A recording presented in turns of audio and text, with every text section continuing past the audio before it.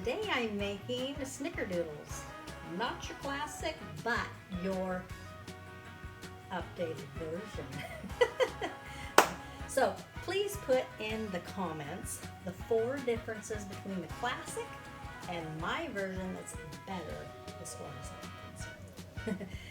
Follow along and all the different steps, and like I said, communicate with me, let me know that you're learning something and that you like my version better. So let's get started. Thank you for joining me today for ethnic creative cooking. It's going to be an adventure today. Okay, so we're going to start off with a half of a cup of butter. Okay. So just take this out of here. It should be at room temperature because if it's not, it's going to cause problems. So we don't want to do that. And just put it right in here. Oh gosh, look at all that extra on there. I hate it when that happens. Just grab a rubber scraper and put it in there. And then toss this away. Put over there. And then we're going to put in there also some sugar. So, 3/4 of a cup of granulated sugar. So just measure it out here. Okay, here's a half of a cup, and then we have 1/4 of a cup. And we're going to do the creaming method and cream this all together. I'm using this bowl so you can see what's going on. I like to see, what's going on. It's when you can't see inside the bowl, it makes it more difficult. So I'm just creaming this together. I usually always make my students do everything by hand too, because they have a tendency to overmix because they love to use electric equipment. A little too much basically, and it overmixes everything. So I just kind of like to do this by hand too. It's also less noisy. Build your muscles. Something that I've been trying to do recently. I have a really bad sunburn right now, and so I have not been feeling too good because of it, right? 1 egg goes in here. Put that right in there, and then toss away your egg shell. And so, because I creamed together the butter and the sugar at the beginning, I get to put my egg in there, and it'll not cause any curdling or anything. So Snickerdoodles are one of those things coming from German and Dutch immigrants that came from those countries in Europe. And the Snickerdoodle was actually called a Snickdoodle at the beginning. Before it came over here and became the Snickerdoodle. Okay, so the next thing that I'm going to do is put in my AP flour. So 1½ cups of AP flour, which is all-purpose flour. So let's measure this out.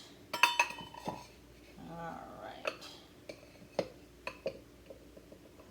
Okay, here's 1 cup.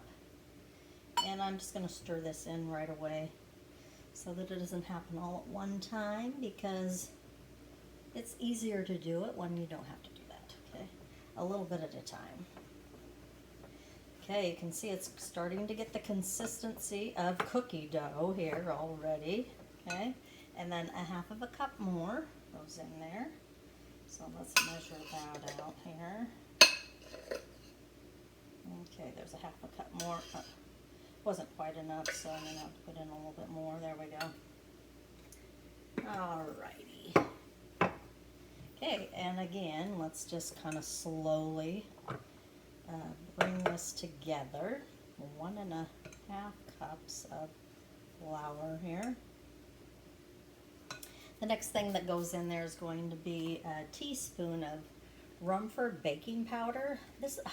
I found out something interesting recently about Rumford, is it doesn't have aluminum in it, so one of the things that they use for double acting baking powder is aluminum sulfate, but this doesn't have it in it. This was actually the first ever baking powder on the market. So I found that out, and they still have it going today. And it actually is better for you. See, because double acting baking powder means that the liquid that you put in here activates the dough, and then the second thing that activated is the heat, okay? So that's why it activates the leavening agents 2 times, once during the liquid ingredients and then another time during the heating of the cookies dough in the oven. So anyway, so just mix these together really well. We have our Rumford in there. We're also going to put a half of a teaspoon of baking soda in there, because that's really important, as well as our leavening agent. Okay, and that goes over here. So when you don't put aluminum in it, it basically takes away that metallic taste that can happen in cookies, and it also is better for you. Okay, so 1/4 of a teaspoon of salt goes in here as well. And then our secret ingredient is going to be nutmeg. Oh yeah, a half of a teaspoon of nutmeg. Because this is not actually the classic recipe. It's better than the classic recipe. Whoop, that is way more than a half a teaspoon. Let's measure that accurately. Okay, there we go. You don't want to put too much nutmeg in here, that's for sure. Okay, so we have a half of a teaspoon of secret nutmeg. So let's just mix that in here as well. Now, the next thing that we're going to do after I get all this mixed together is, it's a pretty thick dough basically, and it's supposed to be. I'll show you what it looks like here in a second after I get the bottom ingredients mixed in really well. But we do still need to make our cinnamon and sugar mixture. I have some cinnamon and sugar mixture in here already because guess what? I've used it for other things as well. But we're going to be using, normally you use 2 tablespoons of sugar, granulated sugar, to 2 teaspoons of cinnamon. I'm going to do half of that because I already have some made. So I'm just going to do 1 teaspoon of cinnamon, and then I'm going to be doing a tablespoon of granulated sugar, but normally you would double that, okay? And then I'm just going to put it on here and go shake, shake, shake, shake, shake, shake, shake, shake, shake, shake, shake, shake. I'm going to roll the dough into the cinnamon and sugar mixture, and I'm going to put a pinch of salt in here too. It kind of gives it a churro vibe to it. But you're just going to take the dough, cookie dough that we just made here, and then I like to do this kind of container right here because it's easy to contain all of the sugar into a small spot, so you can kind of roll it around. So, and then we're just going to put them all on here onto our baking sheet here. Toss it in here, roll it around, and then put them right out on here. I'm going to be making about 9 on here per sheet, and I think that this makes about 15 cookies, so it's not too bad of a number of cookies. Not too many, not too little, just the right amount, especially if you just have 2 people around the house, right, eating cookies. I've been trying to watch it on what I eat, so I'm going to have to be giving away some of these Snickerdoodles, and I'm sure that they'll go fast. People love Snickerdoodles. They've been around for a really long time. Cinnamon is one of those spices that is warm and inviting and smells so good. You know, that's why I love making cinnamon rolls as well, right? Cinnamon rolls are delicious. I do have a video on that as well. Made a while ago, but still relevant to today. That's what's nice about recipes, is they always are relevant. They never really get outdated, right? This is not the classic. So the classic actual Snickerdoodle actually is not made with butter. It's made with shortening. And then they also use baking soda only with cream of tartar, which gives it a little bit of a tart taste.